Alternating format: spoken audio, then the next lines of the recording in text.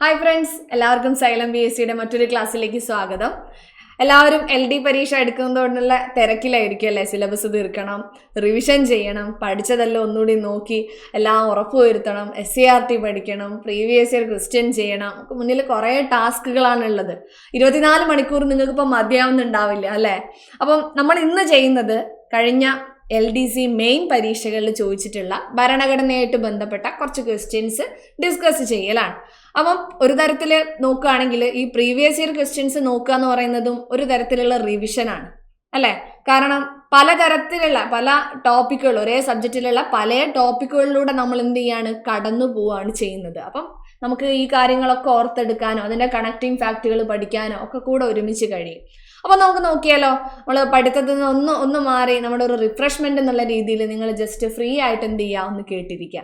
Okay, അപ്പം ആദ്യത്തെ ചോദ്യം 2017 LDCയുടെ ക്വസ്റ്റ്യൻ ആണ്. നോക്കാം. ദേശീയ പട്ടികവർഗ കമ്മീഷന്റെ ആദ്യത്തെ ചെയർമാൻ. നോക്കേ, ഓപ്ഷനിൽ നിങ്ങൾ തന്നെ ആദ്യം വായിച്ചു നോക്കുക, ആൻസർ ഒന്ന് മൈൻഡിൽ പറയാം. ദേശീയ പട്ടികവർഗ കമ്മീഷന്റെ ആദ്യ ചെയർമാൻ ആരാണ്? ഓപ്ഷൻ ഡി, കൻവർ സിംഗ് ആണ് ആൻസർ വരുന്നത്. നോക്കുക, പട്ടികജാതി പട്ടികവർഗ കമ്മീഷൻ ഇത് ഭരണഘടനാ സ്ഥാപനമാണ്, നമുക്കറിയാവുന്ന കാര്യമാണ്. ഇതാദ്യം ദേശീയ പട്ടികജാതി പട്ടികവർഗ കമ്മീഷൻ എന്ന് പറഞ്ഞ ഒരൊറ്റ കമ്മീഷനായിരുന്നു, സംയുക്ത പട്ടികജാതി പട്ടികവർഗ കമ്മീഷനായിരുന്നു. ഇത് പിന്നീട് 2003 89ാം ഭേദഗതി പ്രകാരമാണ് എന്താക്കിയത്, വ്യത്യസ്ത കമ്മീഷനുകളാക്കിയത്. അപ്പം സംയുക്ത പട്ടികജാതി പട്ടികവർഗ കമ്മീഷനെ പട്ടികജാതി കമ്മീഷൻ എന്നും പട്ടികവർഗ കമ്മീഷൻ എന്നും വേർതിരിച്ചിട്ടുള്ള ഭേദഗതിയാണ് ഏത്? 89ാം ഭേദഗതി. ഏതാണ് വർഷം? 2003. എന്നിട്ട് ഈ ദേശീയ പട്ടികവർഗ കമ്മീഷനും ദേശീയ പട്ടികജാതി കമ്മീഷനും നിലവിൽ വന്നത് എപ്പോഴാണ്? 2004 ഫെബ്രുവരി 19. ഓക്കെ, അപ്പൊ നമ്മളോട് PSC LDC പരീക്ഷയ്ക്ക് ചോദിച്ചിട്ടുള്ള ചോദ്യം എന്താണ്? പട്ടികവർഗ കമ്മീഷന്റെ ആദ്യത്തെ ചെയർമാൻ ആരാണ്? കൻവർ സിംഗ് ആണ്. ഇനി നിങ്ങൾ പറഞ്ഞേ, പട്ടികജാതി കമ്മീഷന്റെ ആദ്യത്തെ ചെയർമാൻ, ദേശീയ പട്ടികജാതി കമ്മീഷന്റെ ആദ്യത്തെ ചെയർമാൻ ആരായിരുന്നു? സൂരജ് ഭാൻ. ഓർമ്മിച്ചു വെക്കുക, സൂരജ് ഭാൻ. ക്ലിയർ അല്ലേ? ഇനി ആർട്ടിക്കിളുകൾ നോക്കാം.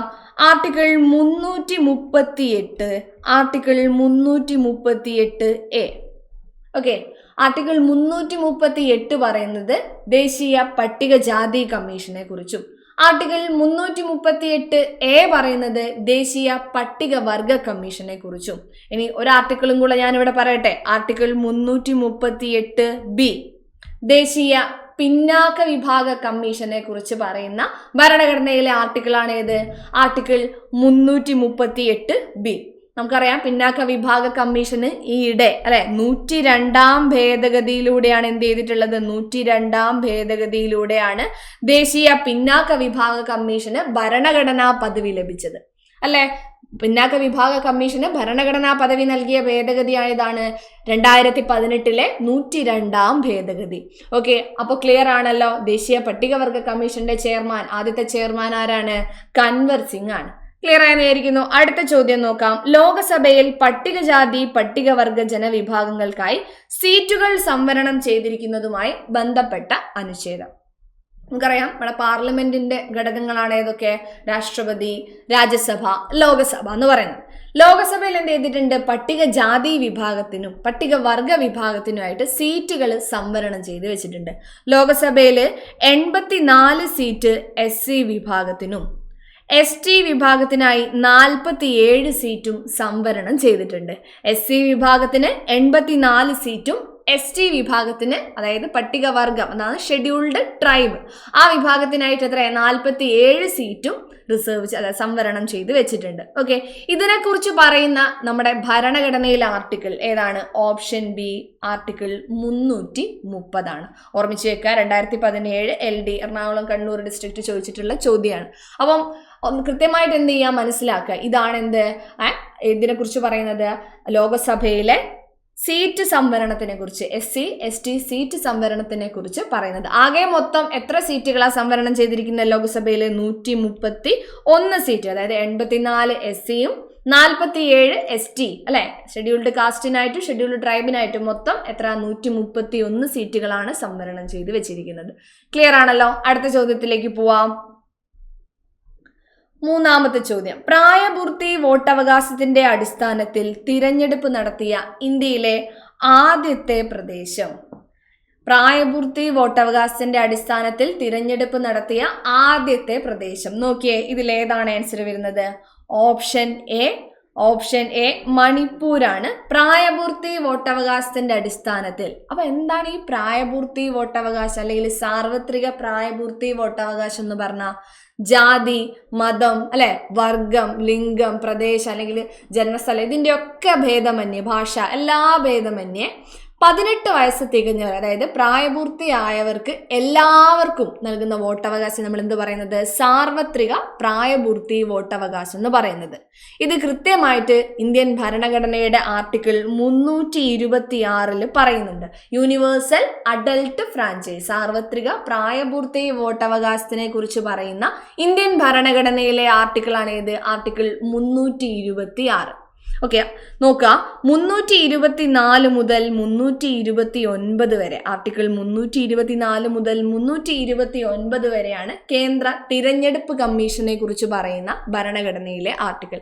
നമുക്കറിയാം തിരഞ്ഞെടുപ്പ് കമ്മീഷൻ എന്ന് പറയുന്നത് എന്താണ്? ഒരു ഭരണഘടനാ സ്ഥാപനമാണ്, അല്ലെ? അപ്പൊ അതിൽ ആർട്ടിക്കിൾ 326 ഇതിനെ കുറിച്ച് പറയുന്നത്, ഈ പ്രായപൂർത്തി വോട്ടവകാശത്തിനെ കുറിച്ച് പറയുന്നത്. മുൻപ് ഈ വോട്ടിംഗ് പ്രായം എന്ന് പറയുന്നത് 21 വയസ്സായിരുന്നു. പിന്നീട് എന്താക്കി കുറച്ചു? ഒരു ഭേദഗതിയിലൂടെ ഈ വോട്ടിംഗ് പ്രായം 21 വയസ്സിൽ നിന്നും 18 വയസ്സാക്കി കുറച്ചു. അങ്ങനെ വോട്ടിംഗ് പ്രായം 21 വയസ്സിൽ നിന്നും 18 വയസ്സാക്കി കുറച്ച ഭേദഗതിയാണ് ഇത്? 61-ാം ഭേദഗതി.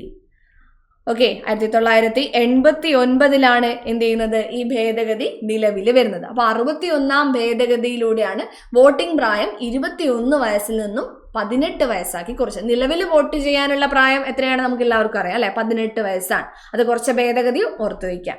ഓക്കെ, അടുത്ത ചോദ്യത്തിലേക്ക് പോയാലോ?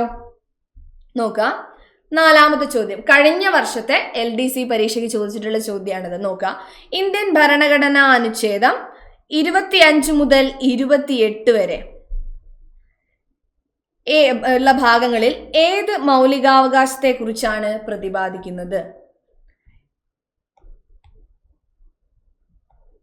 ഇന്ത്യൻ ഭരണഘടനാ അനുച്ഛേദം 25 മുതൽ 28 വരെയുള്ള ഭാഗങ്ങളിൽ ഏത് മൗലികാവകാശത്തെ കുറിച്ചാണ് പ്രതിപാദിക്കുന്നത്? അപ്പൊ നമുക്കറിയാം ഭരണഘടനയുടെ ഭാഗം 3 മൗലികാവകാശങ്ങളെ കുറിച്ച് പ്രതിപാദിക്കുന്നത്, അല്ലെ? ആർട്ടിക്കിൾ ഏത് മുതൽ ഏത് വരെയാ ഭാഗം 3 12 മുതൽ 35 വരെയാണ്. എന്നാൽ 6 മൗലികാവകാശങ്ങളെ കുറിച്ച് പറയുന്നത് ഏത് മുതൽ ഏത് വരെയുള്ള ആർട്ടിക്കിളിലാണ്? ആർട്ടിക്കിൾ 14 മുതൽ 32 വരെയാണ്. അപ്പൊ നോക്കുക, 14 മുതൽ 18 വരെയാണ് സമത്വത്തിനുള്ള അവകാശത്തിനെ കുറിച്ച് പറയുന്നത്. സമത്വത്തിനുള്ള അവകാശത്തിനെ കുറിച്ച് പറയുന്ന ഭരണഘടനയിലെ ആർട്ടിക്കിൾ 14 മുതൽ 18 വരെ. ഇനി ആർട്ടിക്കിൾ 19 മുതൽ 22 വരെയാണ് സ്വാതന്ത്ര്യത്തിനുള്ള അവകാശം. ഇനി 23, 24 ചൂഷണത്തിനെതിരെയുള്ള അവകാശം. പിന്നെ 25 മുതൽ 28 വരെയാണ് ഇതിനെ കുറിച്ച് പറയുന്നത് മത സ്വാതന്ത്ര്യത്തിനുള്ള അവകാശത്തിനെ കുറിച്ച് പറയുന്നത്. ഇന്ത്യയിൽ ഏതൊരു പൗരന് ഇഷ്ടമുള്ള മതം സ്വീകരിക്കാം, സ്വീകരിക്കാതിരിക്കാം, എല്ലാത്തിനുള്ള സ്വാതന്ത്ര്യമുണ്ട്, അല്ലെ? ഇന്ത്യ ഒരു മതേതര രാജ്യമാണ്. എന്നാൽ മതസ്വാതന്ത്ര്യം എന്ത് ചെയ്യുന്നു? ഉറപ്പു നൽകുകയും ചെയ്യുന്നു. അപ്പൊ മതസ്വാതന്ത്ര്യത്തിനുള്ള അവകാശത്തിനെ കുറിച്ച് ഇന്ത്യൻ ഭരണഘടനയുടെ ഭാഗം 3 ഏത് ആർട്ടിക്കിളിലാണ് പറയുന്നത്? ആർട്ടിക്കിൾ 25 മുതൽ 28 വരെയാണ് പറയുന്നത്. ഓർമ്മിച്ചു വയ്ക്കുക. ഇനി സമത്വത്തിനുള്ള അവകാശം ഏതു മുതൽ ഏത് വരെ? 14 മുതൽ 18 വരെ. ഭരണഘടനാപരമായ പരിഹാരം കാണാനുള്ള അവകാശമാണ് ആർട്ടിക്കിൾ 32 പറയുന്നത്. സാംസ്കാരികവും വിദ്യാഭ്യാസപരമായിട്ടുള്ള അവകാശം, ന്യൂനപക്ഷങ്ങൾക്കായിട്ടുള്ള അവകാശമാണ് ഇത്. സാംസ്കാരികവും വിദ്യാഭ്യാസപരമായിട്ടുള്ള അവകാശം പറയുന്നത് ഏതിലാണ്? ആർട്ടിക്കിൾ 29, 30. ക്ലിയർ ആയല്ലോ? ഓക്കെ. അപ്പൊ അടുത്ത ചോദ്യം നോക്കാം. കഴിഞ്ഞ LDC പരീക്ഷയുടെ ചോദ്യമാണ്. സ്റ്റേറ്റ് ഇലക്ഷൻ കമ്മീഷണർ നിയമനവുമായി ബന്ധപ്പെട്ട ശരിയായ പ്രസ്താവനകൾ ഏവ? അപ്പൊ ശ്രദ്ധിക്കണം, ശരിയായത് എന്നുള്ള മാത്രം നോക്കിയിട്ട് എന്ത് ചെയ്യാൻ പാടില്ല, അങ്ങോട്ട് ആൻസർ ചെയ്യാൻ തുടങ്ങാൻ പാടില്ല. എന്റെ മുന്നിലുള്ള വേർഡും കൂടെ നോക്കണം. ബന്ധപ്പെട്ടതാണോ ബന്ധമില്ലാത്തതെന്നാണോ പറഞ്ഞത് നോക്കാം. ഓക്കെ, സ്റ്റേറ്റ് ഇലക്ഷൻ കമ്മീഷണറെ നിയമിക്കുന്നത് ഗവർണറാണ്. എന്റെ കൂടെ തന്നെ ഡീകോഡ് ചെയ്ത് വരിക കേട്ടോ. സ്റ്റേറ്റ് ഇലക്ഷൻ കമ്മീഷണറെ നിയമിക്കുന്നത് ഗവർണറാണ്. ശരിയായ പ്രസ്താവനയാണ്. ഇനി അടുത്തത്, സ്റ്റേറ്റ് ഇലക്ഷൻ കമ്മീഷണറെ നിയമിക്കുന്നത് രാഷ്ട്രപതിയാണ്. അല്ല, കേന്ദ്ര തിരഞ്ഞെടുപ്പ് കമ്മീഷണറെ നിയമിക്കുന്നത് ആരാണ്? രാഷ്ട്രപതിയാണ്. എന്നാൽ സംസ്ഥാന തിരഞ്ഞെടുപ്പ് കമ്മീഷണർ നിയമിക്കുന്ന ആരാ? ഗവർണറാണ്, രാഷ്ട്രപതിയല്ല. എന്നാൽ നീക്കം ചെയ്യുന്നതോ സംസ്ഥാന തെരഞ്ഞെടുപ്പ് കമ്മീഷനെ നീക്കം ചെയ്യുന്നത് ആരാണ്? രാഷ്ട്രപതിയാണ്. അത് ഓർമ്മിച്ചു വയ്ക്കണം. ഇനി കാലാവധി 65 വയസ്സ് തികയുന്നവരെയോ അല്ലെങ്കിൽ പരമാവധി 5 വർഷമോ ആവുന്നു. കറക്റ്റ് ആയിട്ടുള്ള സ്റ്റേറ്റ്മെന്റ് ആണ്. ഇനി ഇന്ത്യൻ ഭരണഘടനാ അനുച്ഛേദം 243K വകുപ്പ് 1 പ്രകാരമാണ് സ്റ്റേറ്റ് ഇലക്ഷൻ കമ്മീഷണറെ നിയമിക്കുന്നത്. ശരിയാണ് അല്ലെ? അപ്പം ഇതിൽ ഏതാ നമ്മളോട് ചോദിക്കുന്നത്? ശരിയായ പ്രസ്താവനകളാണ് ചോദിക്കുന്നത്. അപ്പോൾ നോക്കിയേ ഇതിൽ ഏതാണ് ശരിയായിട്ടുള്ള പ്രസ്താവന? ഓപ്ഷൻ ബി ആണ് ഇവിടെ ആൻസർ വരുന്നത്. 1, 3, 4. ഇനി നിങ്ങൾ നോക്കുക, സ്റ്റേറ്റ് ഇലക്ഷൻ കമ്മീഷണറുമായിട്ട് ബന്ധപ്പെട്ടിട്ടുള്ള ഭരണഘടനയിലെ ആർട്ടിക്കിൾ ആണ് ഇത്. Article 243K. അതായത് ഇന്ത്യയിലെ രാഷ്ട്രപതി തെരഞ്ഞെടുപ്പ്, ഉപരാഷ്ട്രപതി തെരഞ്ഞെടുപ്പ്, ലോകസഭാ തെരഞ്ഞെടുപ്പ്, രാജ്യസഭാ തെരഞ്ഞെടുപ്പ്, സംസ്ഥാന നിയമസഭാ തിരഞ്ഞെടുപ്പ്, ഈ തെരഞ്ഞെടുപ്പുകളെല്ലാം ആരുടെ ചുമതലയിൽ വരുന്നതാണ്? കേന്ദ്ര തെരഞ്ഞെടുപ്പ് കമ്മീഷന്റെ ചുമതലയിൽ വരുന്നതാണ്. അപ്പൊ എന്തിനാണ് സംസ്ഥാന തെരഞ്ഞെടുപ്പ് കമ്മീഷന്റെ ഒരു ആവശ്യം? നോക്കുക, സംസ്ഥാന തെരഞ്ഞെടുപ്പ് കമ്മീഷന്റെ മെയിൻ ആയിട്ടുള്ള ചുമതല എന്ന് പറഞ്ഞാൽ തദ്ദേശ സ്വയംഭരണ സ്ഥാപനങ്ങളിലെ ഈ പഞ്ചായത്ത്, മുനിസിപ്പാലിറ്റി തുടങ്ങിയ പ്രാദേശിക ഗവൺമെന്റുകളിൽ അവിടേക്കുള്ള തിരഞ്ഞെടുപ്പ് നടത്തുക. അതായത് ഭരണഘടനാ ഭേദഗതി 73-ാം ഭേദഗതിക്കും 74-ാം ഭേദഗതിക്കും ഒക്കെ ശേഷമാണ് ഈ സംസ്ഥാന തിരഞ്ഞെടുപ്പ് കമ്മീഷനും സംസ്ഥാന ധനകാര്യ കമ്മീഷനും ഒക്കെ രൂപീകരിച്ചിട്ടുള്ളത്. കാരണം എന്താ? സംസ്ഥാന തിരഞ്ഞെടുപ്പ് കമ്മീഷൻ ഏത് സ്ഥലങ്ങളിലുള്ള ഏത് വിഭാഗത്തിലുള്ള തെരഞ്ഞെടുപ്പിനെ പറ്റിയാണ് നോക്കുന്നത്? ഏതാണ് അവരുടെ ചുമതലയിൽ വരുന്ന കാര്യം എന്ന് പറയുന്നത്? തദ്ദേശ സ്വയംഭരണ സ്ഥാപനങ്ങളിലെ തിരഞ്ഞെടുപ്പാണ്. അപ്പൊ ഈ തദ്ദേശ സ്വയംഭരണ സ്ഥാപനങ്ങൾ നിലവിൽ വന്നിട്ടുള്ളത് എപ്പോഴാ? ഈ 73, 74 ഭേദഗതിക്ക് ശേഷമാണ് അവർക്ക് ഭരണഘടന പദവി ലഭിച്ചത്. അപ്പം ഓർമ്മിച്ചു വയ്ക്കുക, 243K ആണ് ആർട്ടിക്കിള്. 73, 74 ഭേദഗതിക്ക് ശേഷമാണ് രൂപീകരിച്ചിട്ടുള്ളത്. നിയമിക്കുന്നത് ആരാണ്? ഗവർണറാണ്. എന്നാൽ നീക്കം ചെയ്യുന്നത് ആരാ? രാഷ്ട്രപതിയാണ്. ഇവരുടെ കാലാവധി എന്ന് പറയുന്നത് എത്രയാ? 5 വർഷം 65 വയസ്സാണ്. എന്നാൽ കേന്ദ്ര തിരഞ്ഞെടുപ്പ് കമ്മീഷന്റെ കാലാവധിയോ കമ്മീഷനിലെ അംഗങ്ങളുടെയും കാലാവധി എത്രയാണ് വരുന്നത്? 6 വർഷം 65 വയസ്സാണ്. കേന്ദ്ര തിരഞ്ഞെടുപ്പ് കമ്മീഷണറാകുമ്പോൾ 6 വർഷം 65 വയസ്സ്. സംസ്ഥാന തിരഞ്ഞെടുപ്പ് കമ്മീഷണറാകുമ്പോൾ 5 വർഷം 65 വയസ്സ്. വർഷം ടെന്നറാണ് എന്ത് ചെയ്യുന്നത്? കുറയുന്നത്. ഏജിന്റെ കാര്യത്തിൽ എന്ത് ചെയ്യുന്നില്ല? മാറ്റം വരുത്തുന്നില്ല എന്നുള്ളത് ഓർമ്മിച്ചു വെക്കാം. അടുത്ത ചോദ്യം നോക്കിയാലോ. 6ാമത്തെ ചോദ്യം, താഴെ പറയുന്നവയിൽ ഭരണഘടനാ സ്ഥാപനം അല്ലാത്തത് ഏത്? അപ്പൊ നമുക്ക് നോക്കാം. ഭരണഘടനാ സ്ഥാപനമുണ്ട്, സ്റ്റാറ്റ്യൂട്ടറി സ്ഥാപനങ്ങളുണ്ട്. ഒരു ഭരണഘടന കൃത്യമായിട്ട് അധികാരം നൽകുന്ന ഭരണഘടനയിൽ പറഞ്ഞിട്ടുള്ള സ്ഥാപനങ്ങളെ നമ്മൾ എന്ത് പറയുന്നത്? ഭരണഘടനാ സ്ഥാപനങ്ങൾ എന്ന് പറയുന്നത്.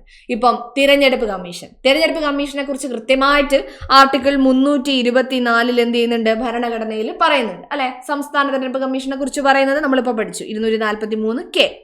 അപ്പം ഭരണഘടനയിൽ കൃത്യമായിട്ട് ഇതിനെക്കുറിച്ച് പ്രതിപാദിക്കുന്നുണ്ട്. അപ്പൊ അതിനെയാണ് നമ്മൾ എന്ത് വിളിക്കുക? ഭരണഘടനാ സ്ഥാപനങ്ങൾ എന്ന് വിളിക്കാം. ഇനി ഭരണഘടനയിൽ പറയാത്ത അല്ലെങ്കിൽ ഭരണഘടനയിൽ പ്രതിപാദിച്ചിട്ടില്ലാത്ത സ്ഥാപനങ്ങൾ, അതുമാത്രമല്ല പാർലമെന്റ് രൂപീകരിച്ചിട്ടുള്ള, പാർലമെന്റ് പാസ്സാക്കിയ ഒരു നിയമം വഴി രൂപീകരിച്ചിട്ടുള്ള സ്ഥാപനങ്ങളാണ് എന്ത്? സ്റ്റാറ്റ്യൂട്ടറി സ്ഥാപനങ്ങൾ. ഫോർ എക്സാമ്പിൾ, പാർലമെന്റ് 2005 ഒരു നിയമം പാസ്സാക്കി. ഏതാണ്? റൈറ്റ് ടു ഇൻഫോർമേഷൻ ആക്ട് അല്ലെ? വിവരാവകാശ നിയമം. അപ്പൊ പാർലമെന്റ് പാസ്സാക്കിയ ഈ വിവരാവകാശ നിയമത്തിനെ അടിസ്ഥാനമാക്കിയിട്ട് വന്നിട്ടുള്ള കമ്മീഷനാണ് ഇത്? വിവരാവകാശ കമ്മീഷൻ. ഓക്കെ, അപ്പൊ അതെന്താണ്? ഭരണഘടനാ സ്ഥാപനമാണോ? അല്ല, സ്റ്റാറ്റ്യൂട്ടറി ബോഡിയാണ്. മനസ്സിലായല്ലോ. ഇനി പാർലമെന്റ് പാസ്സാക്കിയ മറ്റൊരു നിയമമാണ് മനുഷ്യാവകാശ നിയമം. അപ്പൊ മനുഷ്യാവകാശ നിയമത്തിനെ അടിസ്ഥാനമാക്കി വന്നിട്ടുള്ള കമ്മീഷനാണ് ഇത്? മനുഷ്യാവകാശ കമ്മീഷൻ. അപ്പൊ ഇതും എന്താണ്? സ്റ്റാറ്റ്യൂട്ടറി ബോഡിയാണ്. ഈ വിവരാവകാശ കമ്മീഷനെ കുറിച്ചോ മനുഷ്യാവകാശ കമ്മീഷനെ കുറിച്ചോ ഒന്നും തന്നെ ഇവിടെ പറയുന്നില്ല. നമ്മുടെ ഭരണഘടനയിൽ ഒരു ആർട്ടിക്കിളിലും പ്രതിപാദിക്കുന്നില്ല.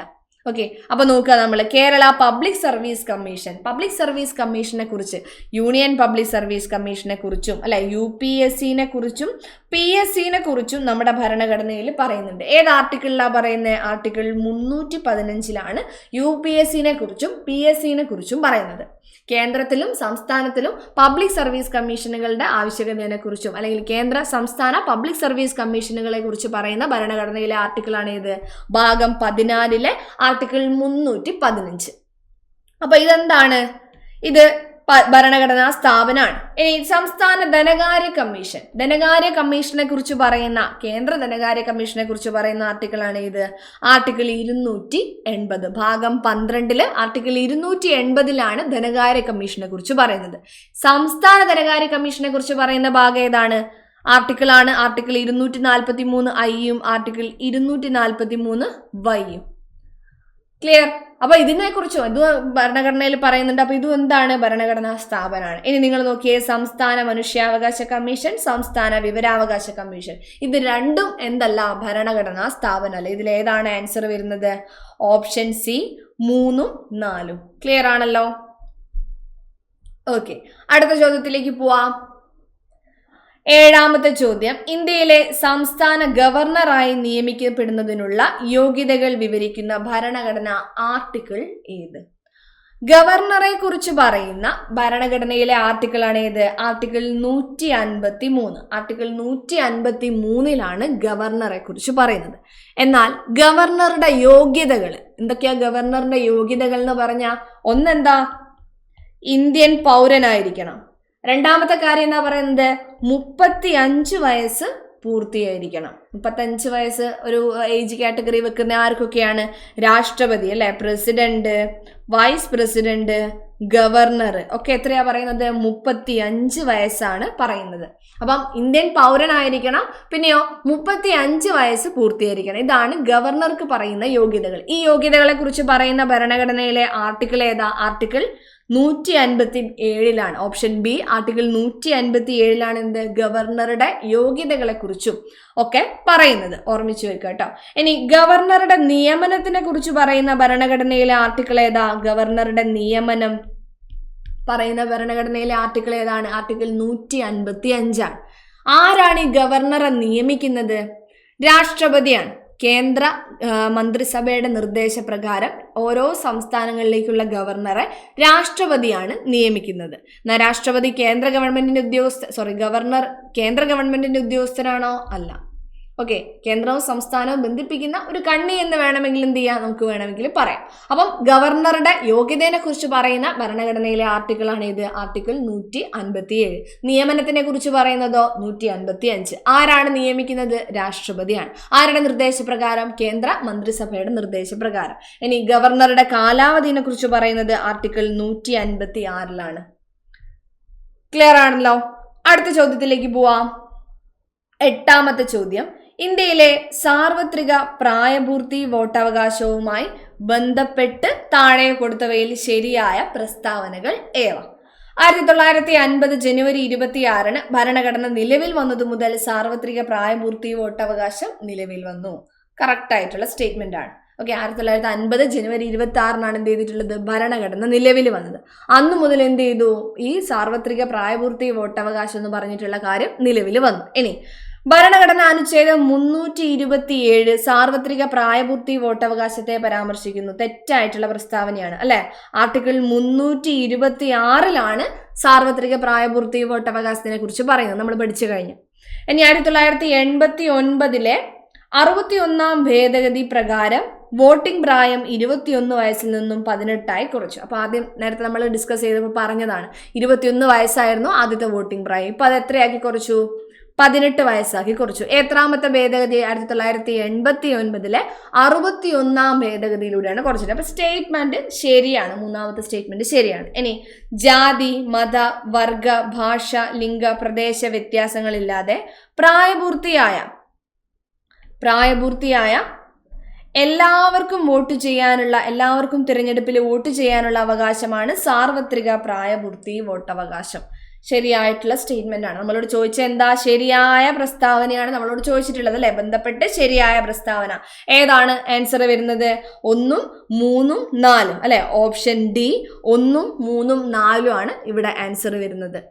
ഓക്കെ, ഇതൊക്കെ നമുക്ക് എക്സാം ഹാളിൽ നിന്നും കിട്ടണം. ഇത്രയും സമയം നമ്മൾ എക്സാം ഹാളിൽ എടുക്കാനും പാടില്ല.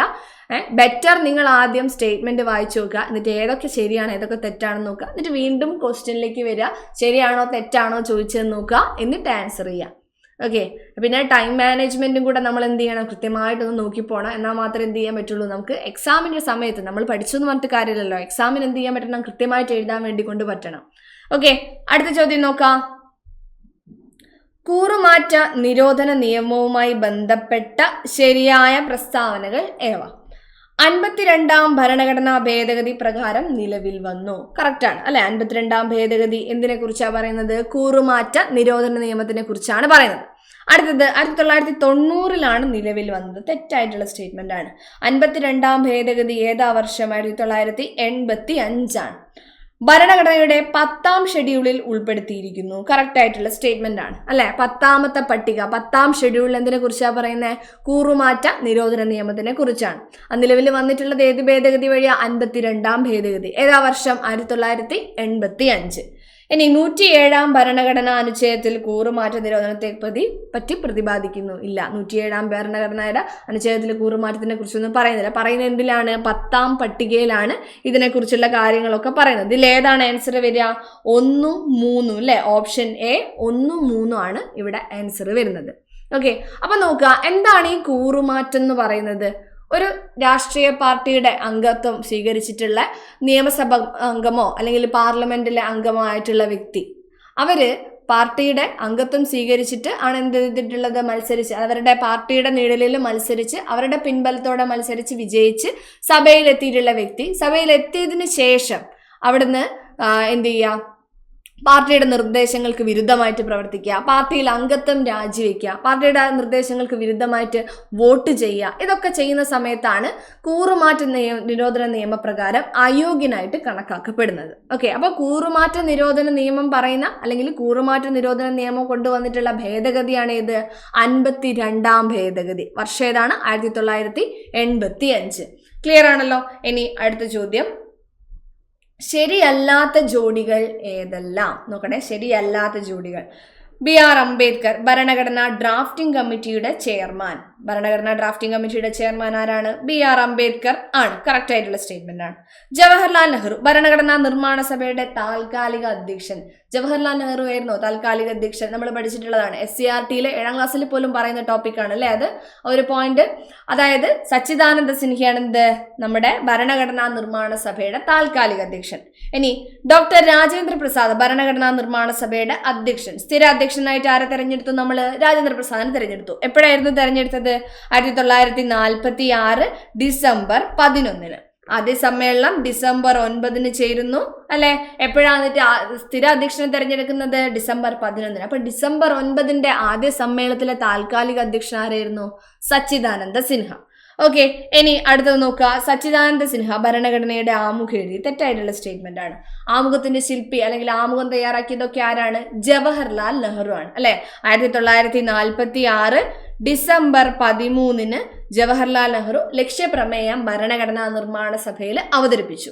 എന്നിട്ട് 47 ജനുവരി 22 ഈ ലക്ഷ്യപ്രമേയം എന്ത് ചെയ്യുന്നത്? ഭരണഘടനാ നിർമ്മാണ സഭ പാസ്സാക്കുന്നത്. പിന്നീട് ഈ ലക്ഷ്യപ്രമേയം, ഈ ഒബ്ജക്റ്റീവ് റെസൊല്യൂഷൻ ആണ് നമ്മുടെ ഭരണഘടനയുടെ ആമുഖമായിട്ട് മാറിയത്.